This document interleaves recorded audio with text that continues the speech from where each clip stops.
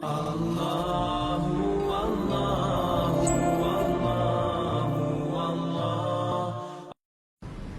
salam ditulis, maaf Ustaz, tema yang lalu. Baik. Sudah 11 bulan saya nggak punya kerjaan tetap. Nafkah yang saya berikan ke istri sangat minim sekali.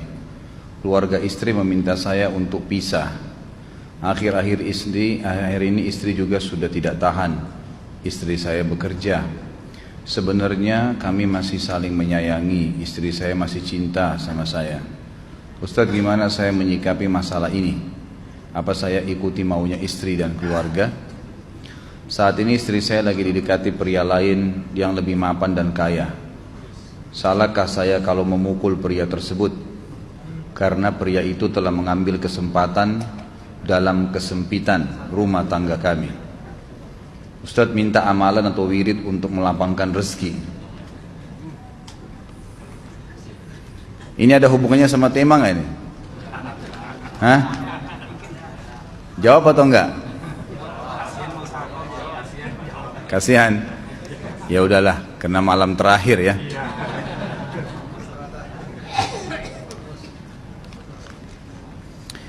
Yang pertama sekali, saya menyarankan Anda saran dari laki-laki ke laki-laki. Prinsiplah. Dan jangan merendahkan diri di hadapan wanita. Maksudnya begini, pada saat seorang wanita yang menjadi istri Anda membutuhkan Anda, tunjukkan kebutuhan kita 1000 kali daripada dia. Dia sayang, dia perhatikan, dia siap berkorban. Kita harus 1000 kali lebih hebat daripada itu. Laki-laki memang penaung. Tapi kapan dibalik? Kalau saya pribadi, kapan dia tidak butuhkan, menunjukkan kebutuhan, saya 1000 kali tidak butuh sama dia.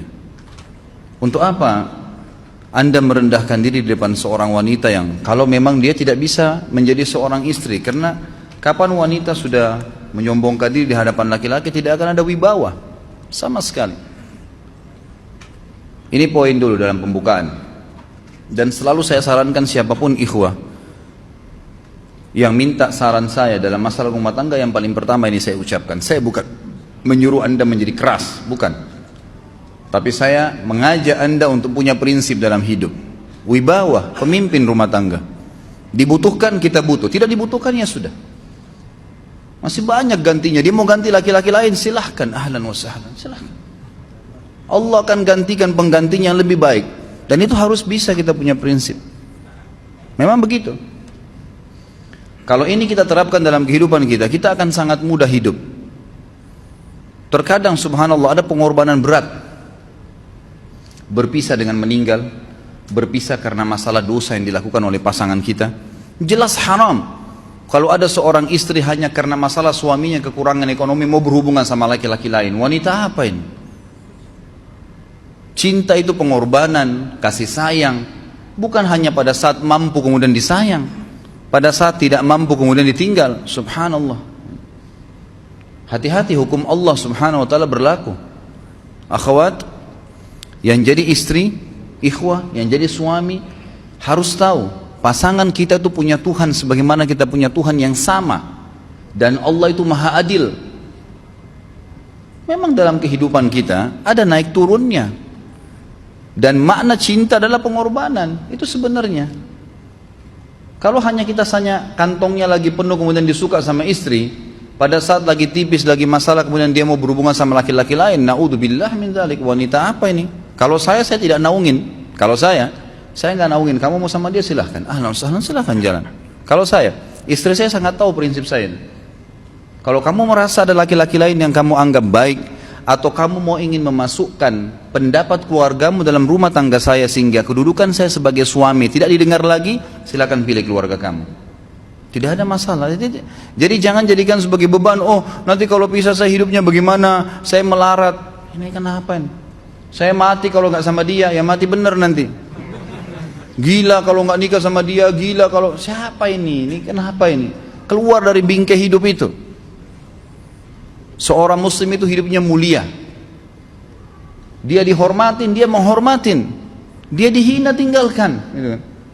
Allah SWT tidak menyuruh kita menghinakan diri, tidak boleh. Kalau wanita ini misalnya, istri ini yang dikatakan tadi masih mencintai suaminya, dia hanya sekedar minta kerja, ya, garis bawahi kalimat ini ya, dia hanya sekedar minta kerja untuk membantu nafkah rumah tangga, ahlan wa sahlan, jempol, nggak masalah, bagus itu.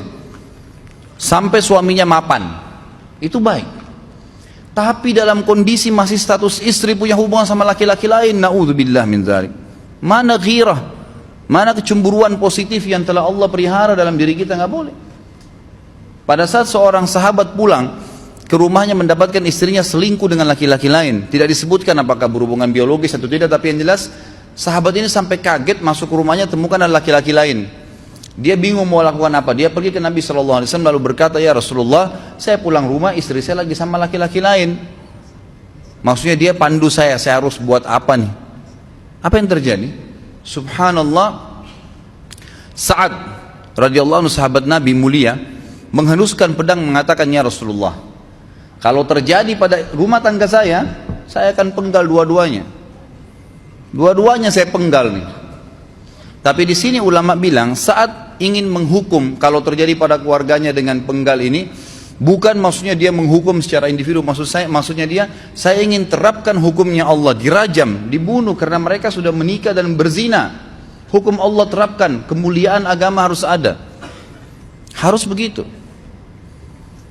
Seorang istri yang mau tinggal di bawah naungan kita sementara kita sudah berkorban di bawah terik matahari, sudah bekerja, sudah memilih dia dari sekian banyak wanita, kemudian dia mau berkorban, hormatin dia, junjung dia, lindungin dia, rangkul dia, gitu kan? Bela dia, memang harus begitu.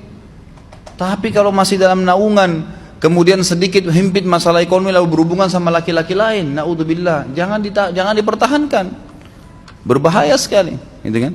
Jangan Anda menjadi laki-laki lemah gitu. Saya kemarin ditelepon oleh 2 orang sekaligus, subhanallah. Sahabat dekat telepon kepada saya, laki-laki. Ustadz maaf mau ngomong sebentar. Baik silahkan. Ustadz saya ini, istri saya pulang ke rumah ke kampung ayahnya ibunya karena alasan mengurus ayah dan ibunya. Akhirnya saya sama anak-anak ditinggal di sini sendiri. Setiap kali saya panggil pulang, dia bilang sudahlah saya nggak mau pulang. Kalau mau nikah lagi silahkan. Dia bahasakan begitu. Bagaimana sarannya Ustadz? Saya bilang nikah lagi. Dengan tegas saya bilang nikah lagi. Kalau tidak terbuka pintu fitnah. Perempuan itu kenapa harus pilih orang tuanya? Tidak boleh secara syar'i. Nggak boleh. Sudah menerima akad nikahnya seorang laki-laki, laki-laki itu yang dinomorsatukan di atas ayahnya, nggak ada alasan. Kalau suami izinkan boleh urus orang tua, kalau nggak diizinkan tidak boleh, nggak boleh. Bagaimana dia tinggalkan suaminya sama anaknya? Kaget itu saya katakan begitu. Iya, bahkan sekarang hukum poligami sudah wajib bagi Anda, nggak boleh. Wajib sekarang. Ini ragu mau melangkah seakan-akan poligami itu dosa, padahal dia ditinggal oleh istrinya. Bagaimana bisa ini? Ada laki-laki seperti ini nggak punya prinsip, harus melangkah. Dia sudah dapat jawaban saya dikasih ini Ustadz teman saya juga mau bicara, masalahnya sama lagi. Ustadz istri saya tinggalkan saya Ustadz kayak mau menangis. Sebentar jangan pakai nangis laki-laki. Apa ini cengeng? Ditinggal wanita nangis, subhanallah. Orang nangis itu ditinggal meninggal Rasulullah SAW, ketinggalan sholat subuh berjamaah, itu nangis. Nggak jadi jihad, nah itu nangis. Ditinggal perempuan nangis, la ilaha illallah. Allah ciptakan perempuan lebih banyak daripada laki-laki. Ini bukan menurunkan martabat perempuan ya. Artinya harus seorang pemimpin itu punya wibawa. Nggak bisa, kalau nggak akan dianggap remeh nanti. Istri itu dinaungin, dilindungin, dididik, diberikan haknya ia. Berikan berlipat-lipat penghormatan sebagaimana dia berikan satu penghormatan, nggak apa-apa. Tapi jangan sampai menginjak martabat seorang pemimpin, tidak boleh. Akhirnya saya sampai bilang sama dia, akhi, ambil keputusan. Kamu mau balik sama saya berumah tangga di sini, atau kamu pilih rumah orang tua kamu? Oh saya pilih orang tua saya, baik saya ceraikan kamu sekarang. Assalamualaikum, tutup telepon, selesai. Jangan lama-lama. Cengeng sekali. Udah sujud sama Allah, saya masih berat cintanya Allah. Ia minta kepada Allah subhanahu wa ta'ala. Ini gampang dihilangkan dari hati. Sebagaimana dia datang, dia bisa keluar. Gampang itu. Subhanallah ya, jangan terlalu mencintai dunia berlebihan. Kalau saran saya, kalau istri anda ini tanya baik-baik, kalau kamu bekerja hanya karena mau bantu nafkah rumah tangga sekarang, ahlan wa sahlan, silahkan. Selama pekerjaan halal, antar dia ke tempat kerjanya. Muliakan dia, jaga, jemput pada saat pulang. Anda pembelahnya, begitu. Tapi kalau berhubungan sama laki-laki, ada subhanallah suami, depannya dia, istrinya telepon laki-laki lain, dan dia menerima itu. Mana ini? Dalam agama haram. Wallah haram itu hukumnya. Nggak boleh. Itu namanya dayuth dalam agama. Nabi SAW mengatakan Allah melaknat dayuth. Kata sahabat, siapa itu dayuth ya Rasulullah? Laki-laki yang tidak punya cemburu terhadap pelanggaran agama yang terjadi pada istrinya. Gimana caranya? Nggak boleh dalam agama Islam. Gitu kan? Makanya biasakan hati kita terisi dengan cinta kepada Allah SWT dan bukan cinta kepada manusia. Mencintai istri karena Allah yang perintahkan, mencintai suami karena Allah yang perintahkan. Jadi semua karena Allah. Tidak ada kata-kata hilang, tidak ada rugi kalau kita meninggalkannya. Jadi ini hal mendasar yang saya tahu, Allahu alam. Jadi sampaikan seperti itu. Kalau wirid apa? Saran saya adalah memperbanyak istighfar kepada Allah SWT. Gunakan momen musibah itu sebagai kesempatan untuk mendekatkan diri dengan Allah Subhanahu wa taala. Begitu ya.